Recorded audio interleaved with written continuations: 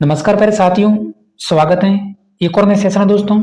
आज के सेशन में बीएसटीसी परीक्षा 2026 के लिए राजस्थान जीके के 20 अति महत्वपूर्ण प्रश्न हैं जो कि आज के सेशन में देखने वाले हैं। तो सभी साथी 10 मिनट का समय लेकर इस 20 प्रश्नों को एक बार जरूर देखें। हमने पिछले साल में जो प्रश्न पूछे गए उसी प्रश्नों को ध्यान में रखकर उनके आसपास प्रश्न जो कि बनाए गए हैं। तो आज की क्लास का हमारा पहला क्वेश्चन है, राजस्थान में लोक देवी देवताओं के चबूतरे कहलाते हैं। लोक देवी देवताओं के चबूतरे देवरा या थान, थड़ा या जमट, लाण या ठोड़ या फिर उपरोक्त सभी। हमारे सुपरफास्ट प्रश्नोत्तरी होने वाली है, जल्दी से 10 मिनट के अंदर 20 प्रश्न का टारगेट है। जल्दी से हम लोग कर देते हैं ऑप्शन नंबर ए को। देवरा या थान कहते हैं। थान शब्द एक स्थानीय भाषा का शब्द है, हम सभी को मालूम है, या तो थान बोलते हैं या फिर देवरा। Option number A. Next question number second है, किस शहर में गंगा मंदिरें स्थित हैं? गंगा मंदिर भरतपुर, अजमेर, बांसवाड़ा या फिर बीकानेर। गंगा मंदिर थर्ड ग्रेड और पुलिस एग्जाम्स, उसके बाद पीटीटी एग्जाम्स 2011 में पूछा गया था। तो गंगा मंदिरें जो भरतपुर जिले में स्थित हैं। ऑप्शन नंबर ए तुरंत लॉक कर देते हैं। Next question number second. अपने मन में इन प्रश्नों को काउंट करते रहिए, अंत में बता देना 20 प्रश्न में से कितने क्वेश्चन है जो कि बन रहे हैं। राजस्थान में सर्वाधिक सिंचाई किसके द्वारा होती है? सर्वाधिक सिंचाई कुओं व नलकूपों के द्वारा, तालाबों के द्वारा, नहरों के द्वारा या फिर बावड़ियों के द्वारा।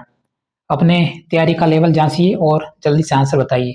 सर्वाधिक सिंचाई, तो सर्वाधिक सिंचाई होती है राजस्थान में, वो होती है कुओं व नलकूपों के द्वारा। ऑप्शन नंबर ए। दूसरा नंबर लगता है तालाबों का, नहरों का। उसके बाद तीसरे नंबर पे सिंचाई होती है, वो होती है तालाबों के द्वारा। और सर्वाधिक होती है वो होती है कुओं और नलकूपों। ऑप्शन नंबर ए। अगला प्रश्न, क्वेश्चन नंबर 4। भारत में हरित क्रांति के जनक कहलाते हैं। भारत में पूछा है, कभी कभी राजस्थान में पूछ लेते हैं। तो राजस्थान में हरित क्रांति के जनक हैं वो है डॉक्टर एम.एस. स्वामीनाथन। तो भारत में वो है ऑप्शन नंबर ए, नॉर्मन बोरलॉग। थोड़ा सा ध्यान रखना है, ऑप्शन नंबर ए। उसके बाद है प्रमुख क्रांति और उनका संबंध। तो हरित क्रांति, हरित क्रांति का संबंध किससे है? तो है अनाज उत्पादन से। उसके बाद इंद्रधनुष क्रांति, इसका संबंध है कृषि क्षेत्र से। और सुनहरी क्रांति है, इसका जो संबंध है वो है बागवानी। बस इन 3 क्रांतियों के नाम है और उनके संबंध थोड़ा सा नजर में रखने प्रश्नों को।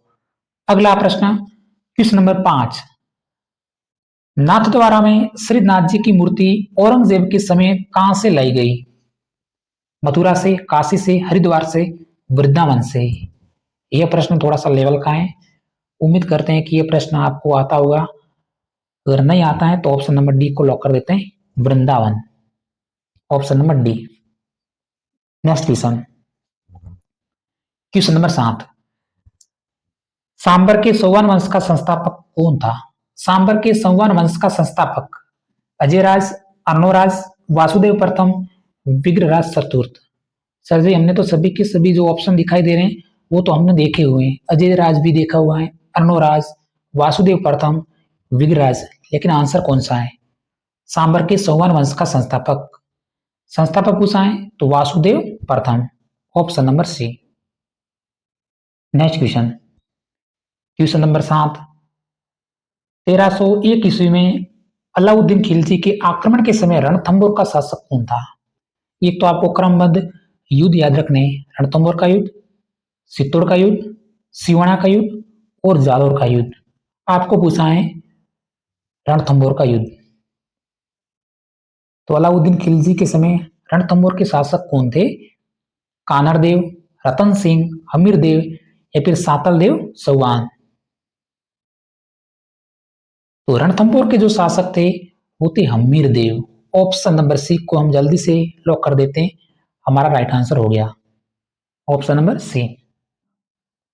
चलो अगला प्रश्न देख लेते हैं, क्वेश्चन नंबर 8। थोड़ी सी एक बात बोल देते हैं। तो जो भी साथी बीएसटीसी एग्जाम्स की तैयारी कर रहे हैं, तो प्यारे साथियों अभी से हमारी क्लास से आप जुड़ जाना, क्योंकि बीएसटीसी एग्जाम्स तक जब हमारी काउंसलिंग प्रक्रिया चलेगी तब तक आपको हर अपडेट मिलती रहेगी। तो अभी से जुड़ जाना जो भी नए साथी हैं। निम्न में से तत्व वाद्य यंत्र का उदाहरण कौन सा है? तत्व वाद्य यंत्र वह वाद्य यंत्र जो तारों से बने होते हैं। तो उदाहरण कौन सा है? सारंगी, अलगुजा, करताल या फिर लेजिम। तत्व वाद्य यंत्र, तो तत्व वाद्य यंत्र का सर्वोत्तम उदाहरण है वो है हमारे सारंगी। ऑप्शन नंबर ए को लॉक कर देते हैं। उसके बाद है अलगुजा। अलगुजा एक प्रकार का सुशीर वाद्य यंत्र है, अलगुजा। उसके बाद है खरताल। खड़ताल, खड़ताल एक प्रकार का घन वाद्य यंत्र है। उसके बाद है लेजिम। लेजिम भी एक प्रकार का घन वाद्य यंत्र है। तो ऑप्शन नंबर ए इस प्रश्न का हमारा राइट आंसर है। Next question, question number 9।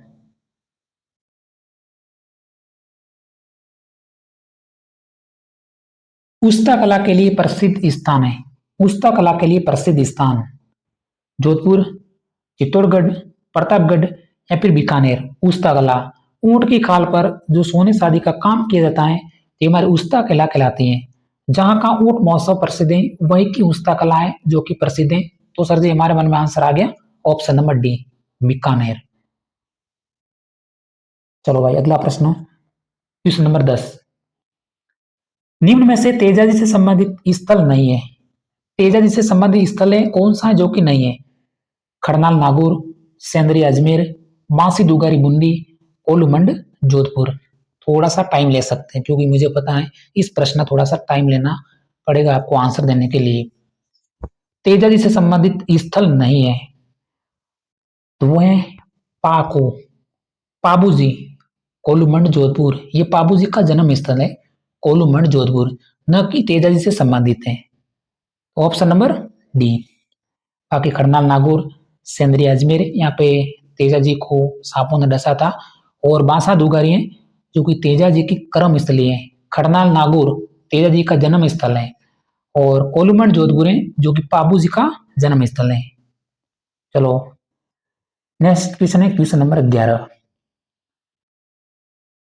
पक्षियों का स्वर्ग किसे कहा जाता है? पक्षियों का स्वर्ग, गजनेर अभ्यारण्य, वन विहार, केवलादेव अभ्यारण्य भरतपुर या फिर सरिस्का अभ्यारण्य। पक्षियों का स्वर्ग,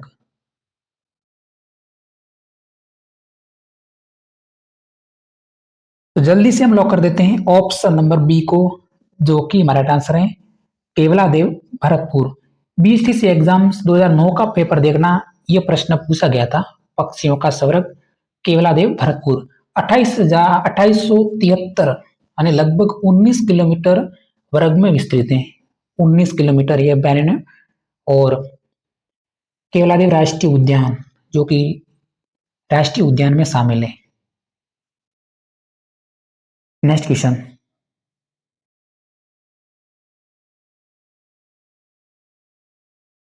कर्नल जेम्स टोड ने मेवाड़ का मैराथन कौन से युद्ध को कहा? मेवाड़ का मैराथन, मेवाड़ का थर्मोपोली, ये युद्ध हैं, आपको थोड़ा सा नजर रखनी है, रिपीट होते हैं एग्जाम्स में। तो हल्दी घाटी, गोगुंदा, खानवा या फिर दिवेर। मेवाड़ का मैराथन तो वो कहा था दिवेर युद्ध को। Option number D.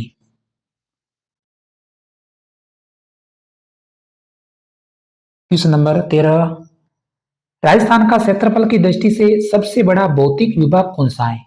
क्षेत्रफल की दृष्टि से सबसे बड़ा भौतिक विभाग अरावली प्रदेश, पूर्वी मैदान, दक्षिण पूर्वी पठार या फिर पश्चिमी रेतीली मैदान। क्षेत्रफल की दृष्टि से सबसे बड़ा भौतिक विभाग तो वो है पश्चिमी रेतीली मैदान। ऑप्शन नंबर डी है हमारा राइट आंसर हो गया। सबसे बड़ा है फर्स्ट नंबर पे। उसके बाद है पूर्वी मैदान, ऑप्शन नंबर बी है दूसरे नंबर पे।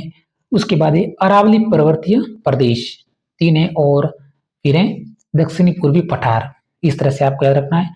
सबसे बड़ा है वह पश्चिमी रेतीली मैदान। Question number 14। सप्पन का मैदान स्थित है। सप्पन का मैदान गंगानगर व हनुमानगढ़ में, डूंगरपुर और बांसवाड़ा में, मांडलगढ़ व भीलवाड़ा में या फिर प्रतापगढ़ बांसवाड़ा में। सप्पन का मैदान, कन्फ्यूजन हो जाएंगे कई अभ्यर्थी, बताना जल्दी से आंसर। सप्पन का मैदान। तो वो स्थित है ऑप्शन नंबर डी को हम जल्दी से लॉक कर देते हैं, प्रतापगढ़ और बांसवाड़ा जिले में। डांग क्षेत्र करौली और धौलपुर जिलों में स्थित है। मुकुंदरा हिल्स कोटा और झालावाड़ या फिर हाड़ौती क्षेत्र।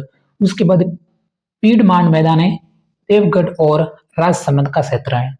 इसी प्रकार सप्पन का मैदान है, प्रतापगढ़ और बांसवाड़ा। चलो अगला प्रश्न देख लेते हैं। क्वेश्चन नंबर 15,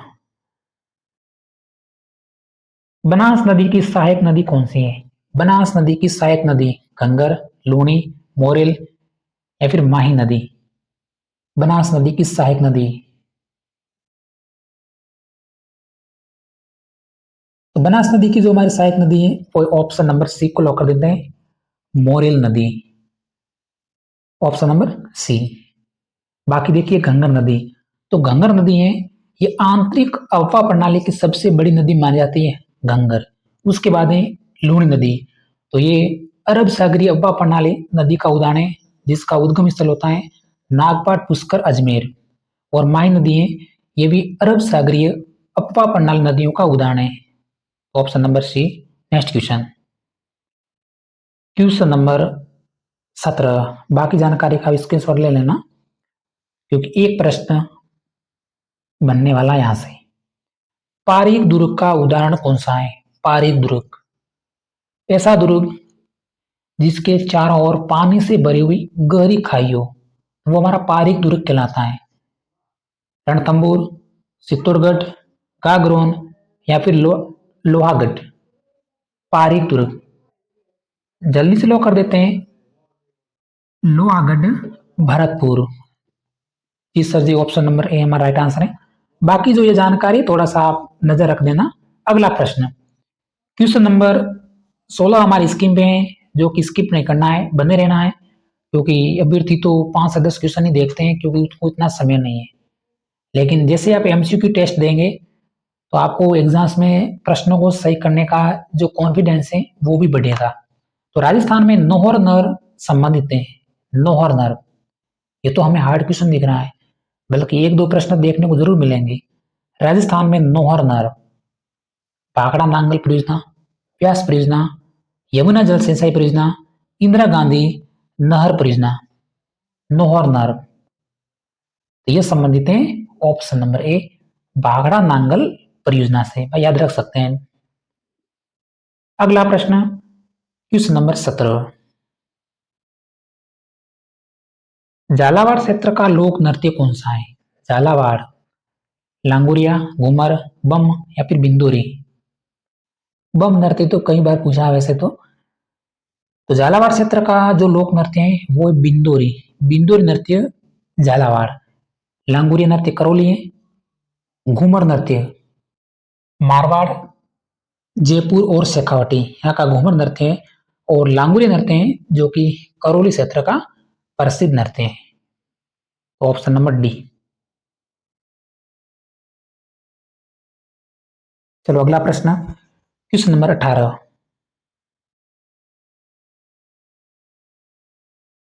राजस्थान की सबसे प्राचीन रियासत कौन सी थी? राजस्थान की सबसे प्राचीन, सबसे नवीन और सबसे बड़ी, तो राजस्थान की सबसे प्राचीन रियासत थी वो थी हमारी मेवाड़।